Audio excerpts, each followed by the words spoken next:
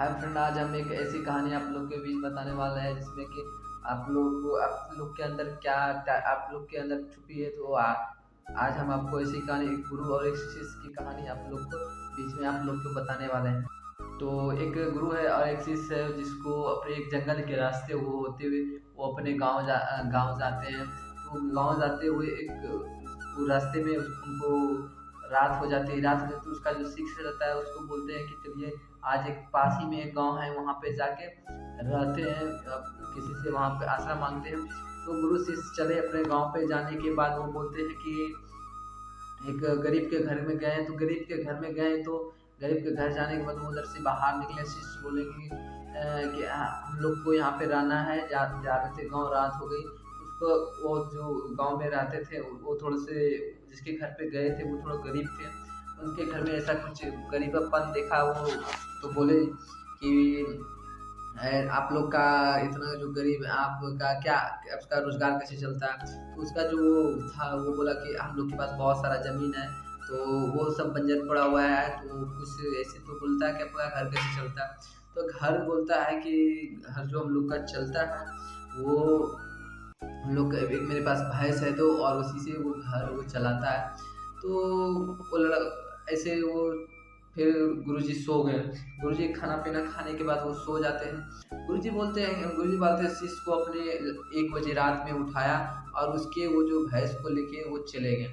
भैंस को लेके जाने के बाद वो गुरुजी, उसका जो एक बहुत बड़े फेमस गुरुजी थे, वो बहुत नाम उसका, उनका नाम थे, नाम हुए। फिर इसका जो एक शिष्य थे, उसका जो वो शिष्य थे, वो शिष्य आने के बाद वो बोलते हैं कि मेरे गुरुजी ने इनके साथ वो उसी रास्ते से, एक दिन गाँव के रास्ते से होते जा रहे थे, वो रास्ते वो गाँव पे उस दिन गए। उसके घर पे देखे वो बहुत ही ज़्यादा अमीर हो चुके थे। उसका जो गाँव का वो, उस गाँव जिस गाँव से वो जा रहे थे और उनके घर पे गए, जिसका घर है वो जा रहे थे, वो बहुत ज़्यादा अमीर हो चुके थे कि सबसे धनवान व्यक्ति उस गाँव के तो वो ही थे। तो कुछ जाने के बाद तो बोलते हैं कि उसके घर पे गए तो बोलता है कि आपको गुरुजी के बाद हम आपके घर आए थे और आपके घर में आपका जो भैंस था वो हम लोग, तो वो बोलता है कि वो हाँ उसी दिन के वो आदमी बोलता है कि हाँ उसी दिन के बाद से मेरा भैंस भी आज गायब हो गया अचानक। तो गुरुजी वो उसका शिष्य बोलता है कि वो बात आज, उसके बाद आपको शिष्य बोलता है उसके बाद आपका गुजारा कैसे हुआ? तो उसी वो गुरु वो बोल आदमी बोलता है कि मेरा गुजारा उसी वही जमीन में हम लोग मेहनत किए और बहुत सारा फसल उगाए और उसी से हम लोग को फायदा हुआ और आज हम इस गांव के सबसे धनी व्यक्ति हैं। तो इस कहानी से हमें ये सीख मिलती है कि आपके अंदर बहुत सारी टैलेंट छुपी हुई है।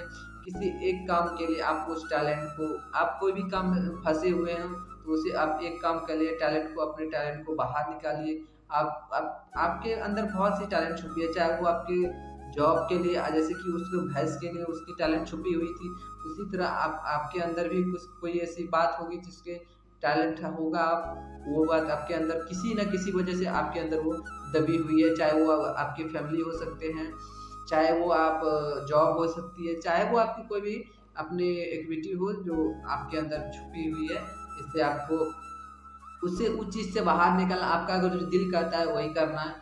उसके अलावा आप लोग को कुछ करना नहीं है। अपना दिल के सुनो हमेशा।